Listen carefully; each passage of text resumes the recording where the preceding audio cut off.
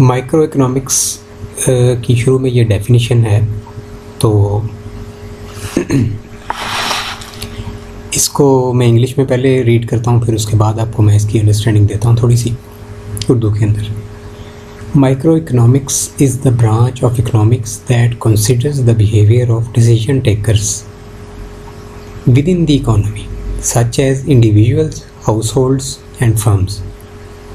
ठीक है जी, ये माइक्रो इकोनॉमिक्स जो है ये इकोनॉमिक्स की एक ब्रांच है जो कि कंसिडर करती है बिहेवियर को डिसीजन मेकर या डिसीजन टेकर के, यानी जो बंदा डिसीजन ले रहा है ना उसके बिहेवियर की स्टडी है।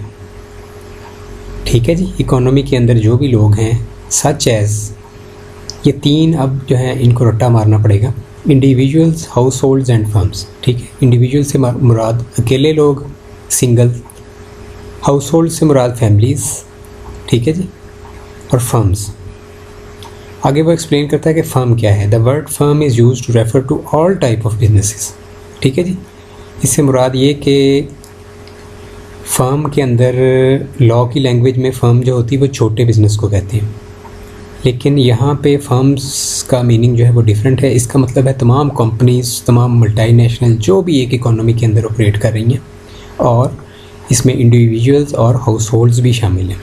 ठीक है जी, फर्म्स के अंदर तमाम कंपनीज़, तमाम बिजनेसेस, तमाम किस्म के, चाहे कोई एयरलाइन इंडस्ट्री हो, चाहे कोई मल्टीनेशनल हो, सारे की सारी, उनकी जो डिसीजन मेकिंग है ना कि किस तरह से वो डिसीजन लेते हैं इकोनॉमी के अंदर कोई चीज़ ख़रीदने के लिए या किसी भी किस्म का इकोनॉमी जो आपका फाइनेंशियल डिसीजन है जो भी वो लेते हैं उसकी स्टडी, कोई चीज़ परचेज़ करते हैं या कुछ और, आगे इसकी डिटेल आ जाएगी।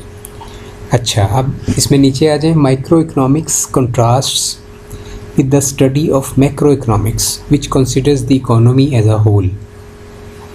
ठीक है जी, अब इकोनॉमी एज अ होल, जैसे जो बड़े बड़े इश्यूज़ हैं इकोनॉमी के, जैसे इन्फ्लेशन है पूरे कंट्री की, ठीक है, ये मैक्रो इकोनॉमिक्स में बढ़ जाती है।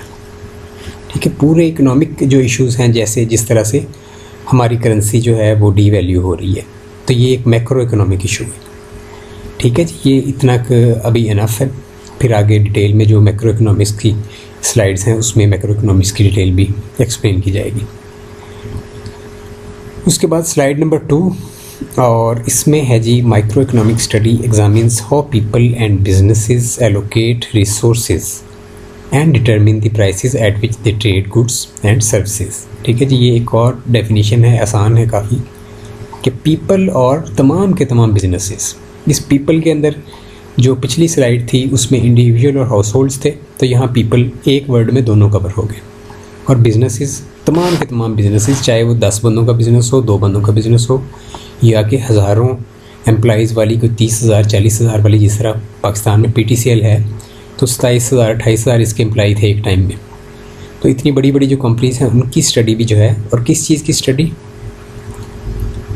Businesses allocate resources and determine the prices. People and businesses allocate resources, के लोग और बिजनेसेस अपने रिसोर्सेज को किस तरह से एलोकेट करते हैं कि कौन सी चीज़ कहाँ पे लगानी है।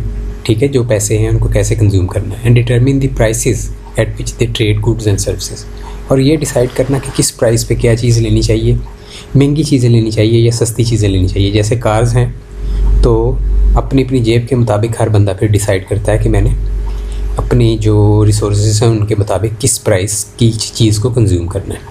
राइट जी। Micro economics for instance examines how a company can maximise its production and capacity to lower its costs and become more competitive. ये बहुत अच्छी एक इस यहाँ पे स्लाइड में एक चीज़ मैंने एंटर की है कि माइक्रो इकोनॉमिक्स जो है इसका पर्पस ये है बेसिकली कि कोई भी जो कंपनी है या पर्सन भी हो सकता है, कैन मैक्सिमाइज इट्स प्रोडक्शन, अपनी प्रोडक्शन को मैक्सिमाइज़ कैसे करेगी और अपनी कॉस्ट को लोएस्ट लेवल पे कैसे रखेगी। ठीक है जी, ये बहुत मेन इशू है कि अगर कॉस्ट मिनिमम होंगी और प्रॉफिट मैक्सिमम होगा तो डेफिनेटली, और इसी तरह प्रोडक्शन भी अगर मैक्सिमम होगी तो डेफिनेटली कंपनी जो है वो ज़्यादा प्रॉफिटेबल होगी, और यही कंपनी की सक्सेस है। Micro versus macro economics. Micro economics is study of economics at an individual, group और कंपनी लेवल। ये ऑलरेडी डिस्कस हो चुका है। इंडिविजुअल्स, ग्रुप्स की स्टडी और study of economics at an individual, group और company level. Macro economics on the other hand is the study of national economy as a whole. ठीक है जी। और micro economics focuses on issues that affect individual and companies. ये repeated चीज़ें आ रही हैं कुछ। और उसके बाद examples of micro economics, study of supply, demand, competition and price of goods are some examples of micro economics. ये 4 चीज़ें नहीं हैं, और भी चीज़ें हैं इसमें, but mainly supply, demand, competition और चीज़ों की प्राइसेस की जो स्टडी है are some examples of micro economics. ठीक है जी। 4 के अलावा और चीज़ें भी इसमें शामिल हैं जो कि माइक्रो इकोनॉमिक्स में स्टडी की जाती है।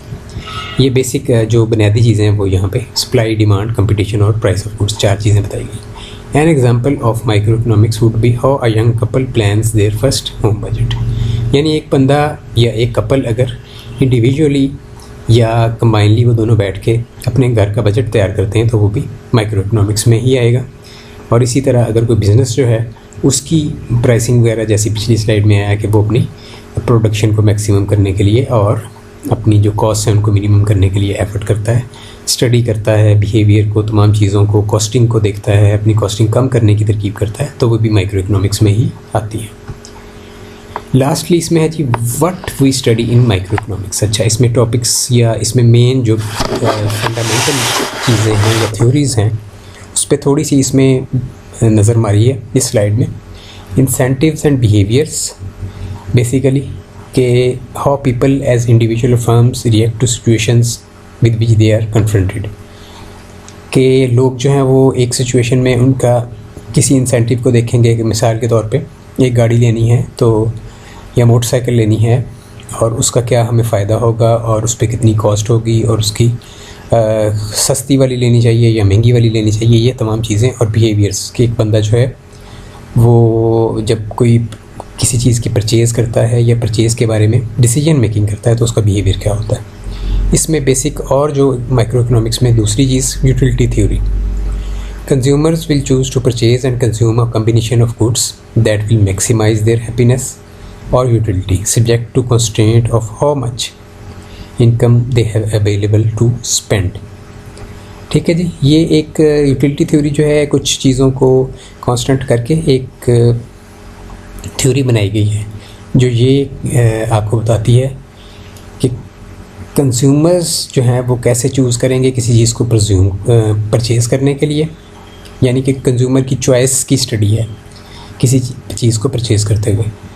और या वो एक कम्बिनेशन ऑफ गुड्स खरीदेंगे और उसका मकसद क्या होगा कि उनकी हैप्पीनेस या सेटिस्फेक्शन या यूटिलिटी, यानी यूटिलिटी से मुराद हैप्पीनेस या सेटिस्फेक्शन है कि एक चीज़ को कंज्यूम करने से आपको जो सेटिस्फेक्शन मिलती है, जैसे आप एक आम खाते हैं या आप एक बोतल पीते हैं तो आप कंपैरिजन करेंगे कि जी भाई आम खाने में ज़्यादा फ़ायदा है या बोतल पीने में। तो जिस चीज़ को आपको मिसाल के तौर पे अगर आप ये देख रहे हैं कि आम बहुत महंगा है और बोतल सस्ती है, आपके पास पैसे कम हैं या कोई और रीज़न है, तो आप उसमें से दोनों में से चूज़ करना चाह रहे हैं, तो एक चीज़ फिर आप फाइनली डिसाइड करेंगे।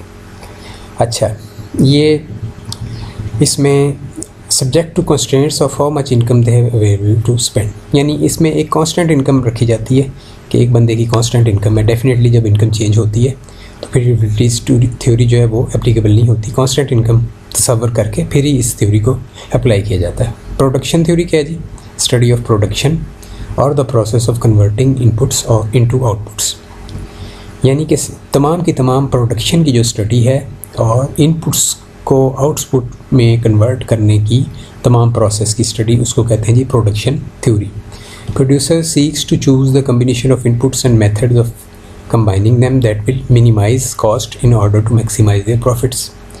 जो प्रोड्यूसर होता है वो हमेशा अपनी कॉस्टिंग को कम करेगा और प्रॉफिट को मैक्सिमाइज़ करेगा। तो उसकी कॉस्टिंग जो होगी वो जिस तरह से भी इनपुट जो है वो जितने भी वो डाल रहा है, इनपुट से मुराद है लेबर भी है, लेबर है आपकी जो मटेरियल है, ये तमाम चीज़ों को वो देखेगा कि मैं किस चीज़ में अपनी कॉस्ट कम करूं ताकि मेरा प्रॉफिट जो है वो मैक्सिमम हो, क्योंकि जितनी मिनिमम कॉस्ट पे वो बनाएगा उतना ही प्रॉफिट उससे ज़्यादा मिलेगा।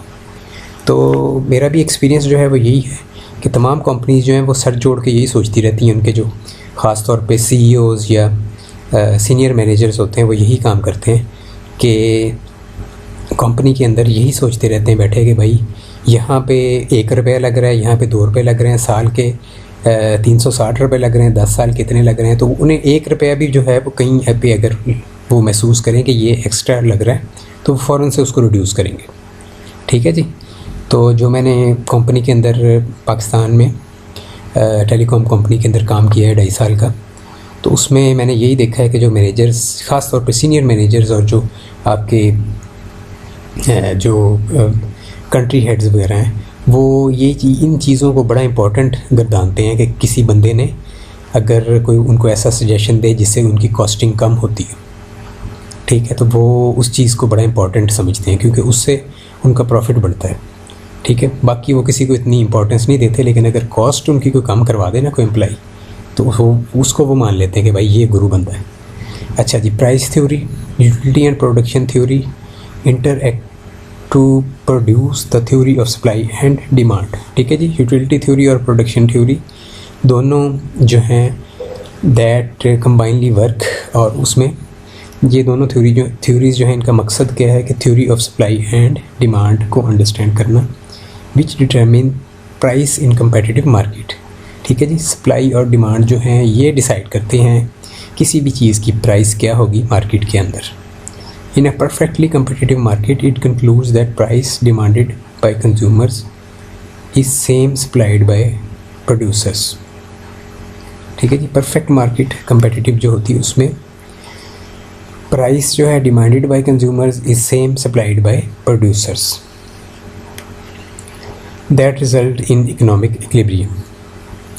ठीक है जी, ये लास्ट वाला जो है इसको चाहे आप छोड़ दें, ये थोड़ी सी डीप बात आ गई है, ये भी बेसिक लेवल पे इसको अंडरस्टैंड करना ज़रूरी नहीं है, इसको नेक्स्ट लेवल में हायर लेवल पे स्टडी कर लेंगे इंशाल्लाह।